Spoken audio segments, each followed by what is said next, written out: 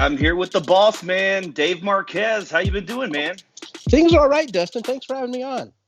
Yeah, no, thanks for joining me here on the Championship Wrestling Podcast. Be sure to follow David Marquez at CW30 Marquez. You're kind of like the Godfather, but for pro wrestling. You ever get that? I do. A couple of years ago, I don't remember who dubbed me this, but someone said that I was the Pope of pro wrestling. Okay. Which, But I was like, okay. yeah, for those of you who are listening and don't know, David Marquez owns the United Wrestling Network that consists of several syndications of championship wrestling from Hollywood, including championship wrestling from Arizona. You guys are on over 100 stations across the United States. How many different shows do you have now that are syndicated through Hollywood? Boy. Well, market specific, like the Memphis show that you guys co-produce with us, we have 1, 2, 3, 4 of them. Okay. And I know there's a lot of them that were in the works until we hit this time in our lives, but I'm sure that'll pick up. Yeah, there were about 6 more in the making as this happened. Yeah. All right. Well, we've had over a full year of great television here in Memphis. We were so excited to get started. It was kind of a crazy story of how it all did get started, but there was a lot more of that great television over the weekend. We've had to pivot just a little bit. That's right. You guys in Hollywood and on different programs aired the special that you had from China. That's right. Where you guys were able to fly over and shoot television in China. Tell us about that, man. I know that was a big moment for you. It was a huge moment. It took me 3 years to put that together. And and dealing with the government and dealing with officials and TV people and the U.S. government. We even had a guy who couldn't make it, and we had to book another guy, honestly, 17 hours before the show. Oh my goodness. and get him over there, Alex Chamberlain. So it was an incredible, quite possibly my greatest achievement as a promoter. And I've been promoting actively for at least 26 years. I've been in wrestling for 30, and it was a huge milestone for me, and being able to take the NWA World Title over there was something special to me. Harley Race used to always tell me that the title has been everywhere but Russia, and as he would say it, Red China. So when we had the opportunity to do this and our relationship with the NWA, I ran with it, and I was like, I'm taking the NWA World Title to China for Harley Race, and we did it. Yeah, absolutely. And that aired on Championship Wrestling from Hollywood and all the programming over the weekend on Saturday. You can check that out on the United Wrestling Network's YouTube channel. Mm-hmm. And then, of course, on Championship Wrestling presented by Pro Shingle, we featured tag team matches that have aired on Championship Wrestling. Gosh, man, the United World Tag Team titles. Is there a better tag team division? And I'm just looking at the last 12 or 13 months. But everybody from Reno Scum to Rock Nest Monsters, now you got the Wolf Zaddies that are undefeated, the Soul Burners. Has there ever been a more loaded tag team division anywhere? I'm not sure, man. Maybe the 80s, right? Maybe. I mean, even the Friendship Farm and yes, there's a ton of people. And now, not to tell tales or anything, but my history and me being the promoter that I am, I'm trying to bolster that too. So Who knows if you see Gallows and Anderson around soon. Hey, now. We're doing everything we can to keep our programming, in the spotlight.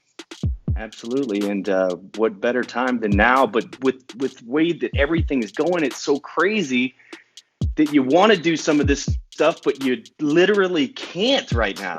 That's right. We can't do anything. We're talking to David Marquez. Be sure to follow him at CWFH Marquez. So we're talking about programming. What does programming look like moving forward? Because I know early on we all discussed the possibilities of maybe doing empty arena shows, no audience, but that kind of went by the wayside when everything got very, very serious. Now WWE was deemed essential, so maybe that conversation could be revisited. How do you feel about that? Well, if it's safe, I'm all for it. Right. I'm in California, so we are being extremely cautious Our governor is not taking any chances, Right. and at all, and rightfully so. So we are on standby until he tells us we can do something else. Now, from what's come out this week or last week, we were allowed to. It seems by the 15th of May, more and more will open up, which I think we will be a part of that announcement if it goes into entertainment. Our programming is not supported by ticket sales in our company. We're advertising supported programming. So when we shoot our shows, those people in the audience, they didn't pay to get in. So we don't rely on that to survive. So we can do it without people and still, it's still the same. Absolutely. So we if and when we're allowed to do it, we will. And even if the government in California is kind of keeping us down, we do have precedent with the WWE, and Impact just shot a series of shows 2 weeks ago in Nashville. So, there is precedent that's been set already with our type of programming. But we would only do it if it's safe, and we'll have doctors there and sterilization and everything. And the other part to this is the theater which you visited where we shoot the show. That's not in Los Angeles County. That's in Ventura County. So those rules may be different. And my guess is they're going to be a little more relaxed than Los Angeles County. So would the Ocean View Pavilion be all for doing that? Is that something they would open up for us for? Well, yeah, we have a long lease with them, so they're more than happy to have us there, especially if there's no people, and we will work with a minimal crew and and follow the lead of what others are doing. Much like you folks, you are producing not in a studio. We're producing the other market-specific shows, not in a studio. And a lot of you people listening to this, if you turn on your local news, there's a 80 to 90% chance that the newscasters are not in a studio. So we're all going to follow the best advice and safety precautions, and making sure everybody is in a safe environment. Because if it's not, we're not going to do it. Our advertisers are loyal to what we're doing, and they believe in what we're doing.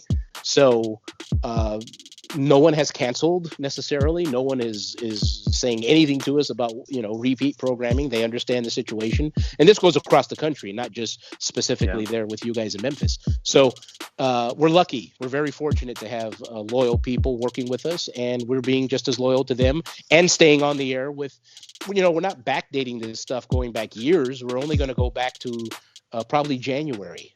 Yeah, we've got to keep the storylines fresh in everybody's mind, the characters fresh in everybody's mind. We're still producing new television programming. Yeah. It's just we're having to look back at some of the best ofs or some of the things that happened several weeks ago. And that's right. Speaking of the future, what would you like to see moving forward when live events resume? I know that the United World Championship has been in the works for a while. Give us some teasers on what we can expect.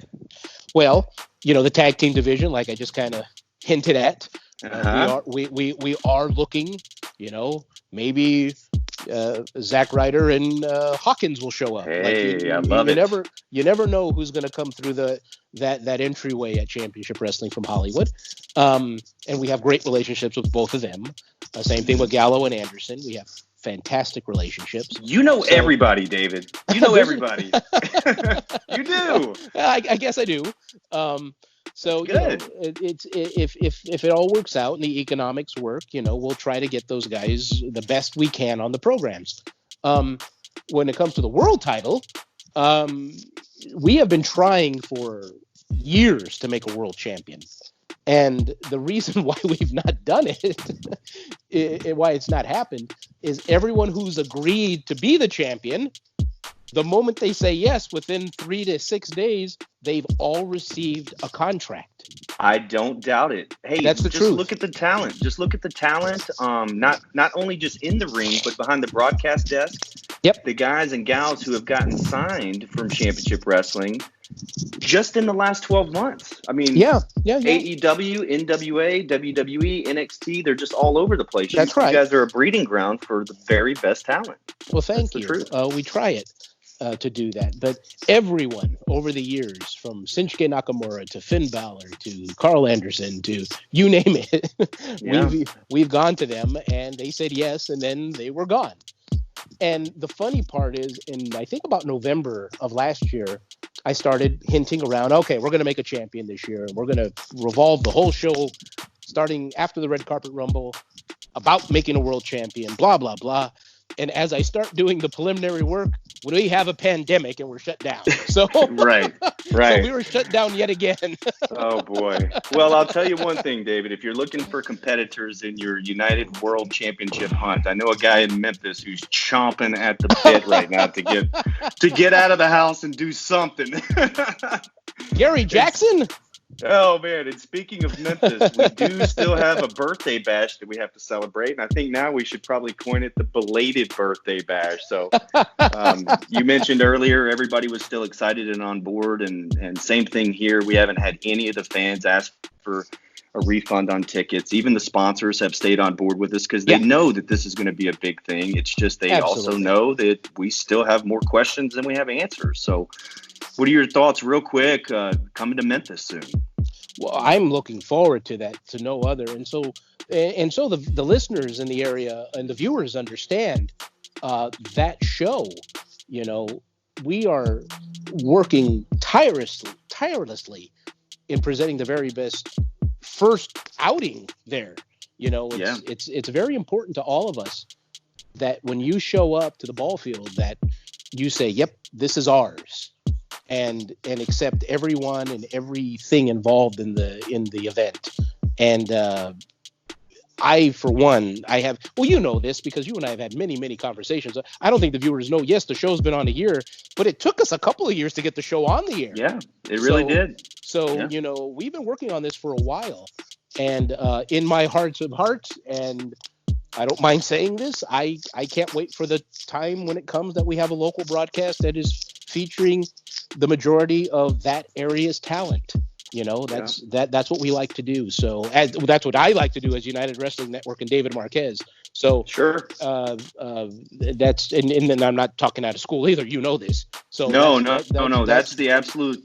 The whole plan from day one was to be Championship Wrestling from Memphis eventually, and our birthday bash was going to be the very first glimpse of that. Yeah. To where we would have original programming, a big 3-week special, just like Red Carpet Rumble, just like Milestone, PP3 Finals. So that is definitely coming. But David, I don't want to take up a whole lot of your time. We'll have you back on. Hopefully next time we'll get some questions from some of the listeners, and then you can answer questions kind of like on your Facebook Live, which I love, by the way. Well, right now it's more out of boredom sitting here because our days we're still in production, but it's limited. There's not much we can do. We're pulling from an archive and just kind of slapping a new front on it. So there's a lot of free time right now.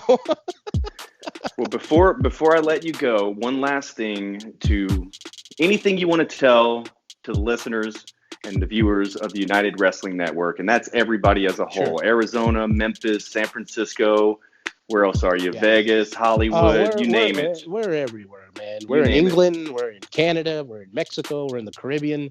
We have people from the United Kingdom that log on to YouTube every Saturday to chat with us. That's Germany. Beautiful. It's crazy. It's all over the world, not just in the regions that we are. No, for sure. That's one reason why I selected starting last week with running the Chinese special again, because with everything going on, it's just important to show that the globe isn't as big as we think it is. So things are way more communal than most folks consider. But what I'd like to say to everybody is just thank you. I've been fortunate enough to work in wrestling for 3 decades, and I've helped an awful lot of people, and they've helped me, the stars included. We've enjoyed being able to produce fine television for many years and create great relationships, not just with the talent, but with the fans in every area. and this goes back with me being with New Japan or Harley Race or being an NWA owner for many years, or the early days of TNA, the WWF stuff that I've done, the WCW stuff that I've done.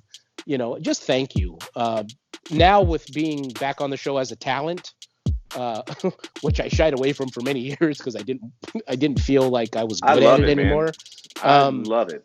Well, you can thank David Lagana for making me go back out there for the NWA. I was supposed to just stay in the back and be a production guy. But gotcha. David and Billy Corrigan they're the ones who pushed me out in front of the camera again. But getting back into that role, being on camera, has really opened my eyes a lot to what today's wrestling is and today's wrestling fan and what they are expecting. So, and it is really night and day from when I got involved and probably how when you got involved. It's really different. So yeah. I'm learning a lot. I'm evolving. I'm changing a lot of the protocol and what we do, stuff that we used to do that we thought was cool and we can do it and we can't do it anymore. And for the right reasons, to be very honest. There's a lot of stuff we would do in the old days. That, man, are you kidding me? I look at it now like, huh? Bobby the Brain Heenan would not have a very good time right about now. No, he wouldn't have a job today. But yeah, we're looking. I'm looking forward to the future. It's all about progress and how to get there. And this is a marathon. This is a long-term thing. This is there is no expressway to the top. That's right. And the Memphis team will be on board with you every step of the way. David, thank you so much for joining me here on the Championship Wrestling Podcast presented by BFree CBD. Thanks, man. Thank you.